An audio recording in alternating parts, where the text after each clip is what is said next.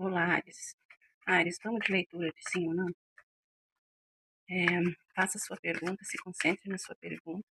Se precisar parar o vídeo para se concentrar, pare o vídeo. Resposta para Ares. Resposta para Ares. Vamos lá, Ares. Pergunta de sim ou não. Carta da chave, carta dos trevos e carta da torre.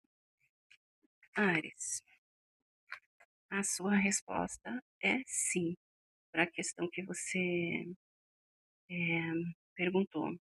Só a Ares não estagne sua vida, tá? Movimente ela, não fique parado esperando essa situação acontecer. Se movimente que ela vai dar certo, ok? Obrigada, Ares.